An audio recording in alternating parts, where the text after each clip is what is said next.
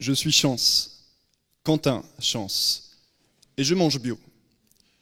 Et vous, cher public, je sais que vous consommez aussi des produits avec le label qui est derrière moi.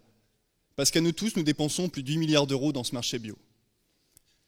Agriculture biologique, c'est des agriculteurs qui ont fait le choix de produire autrement, sans chimie, dans le respect de nos sols et de notre santé. On pense souvent aux maraîchers sur petite surface qui mélangent différentes espèces de légumes. On achète leurs produits le dimanche au marché, en panier si on adhère à une AMAP, ou directement à la ferme. Ces producteurs et ces modes de commercialisation, je ne les étudie pas. Je m'intéresse aux circuits longs.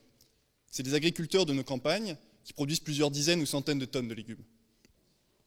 Leurs produits, c'est le sac de pommes de terre que vous achetez à Carrefour ou à Leclerc, les oignons ou les poireaux de Biocop ou La Vie Claire, et même les carottes râpées bio que vos enfants mangent à la cantine.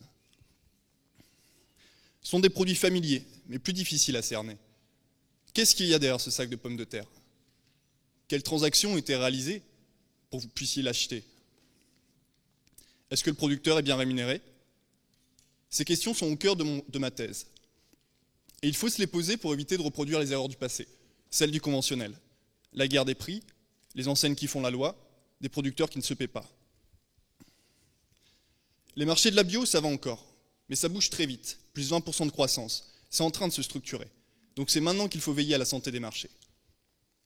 Je suis doctorant en sociologie économique, ingénieur des marchés, et leur santé dépend un peu de vous et de moi en tant que consommateurs, mais surtout de la manière avec laquelle les agriculteurs, les commerciaux et les magasins se rendent dépendants comme les engrenages d'une machine. Comment ils s'articulent pour trouver leur équilibre. Parce que pour soigner le moteur, il faut déjà savoir de quoi il est fait, le rendre lisible, visible, intelligible. Alors comme dans les films, je suis allé derrière le miroir pour vous rapporter leur histoire. Plus précisément, je suis allé dans la région centre et la région nord, deux gros bassins de production légumiers, pour rencontrer ces producteurs et leurs partenaires économiques, les entreprises qui regroupent les récoltes, les lavent, les trient et les mettent dans les sachets que nous achetons.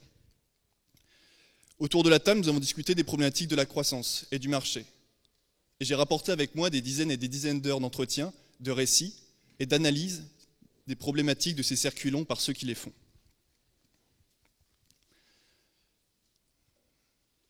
Je suis en dernière année de thèse et je synthétise des clés de compréhension de ces marchés, les tensions et les inquiétudes entre les différents maillons, des points de vigilance qu'il faut avoir en tête quand on fait du commerce, pour garder des relations saines, pour que leur rémunération représente un réel travail et pour que cette économie en expansion corresponde au réel.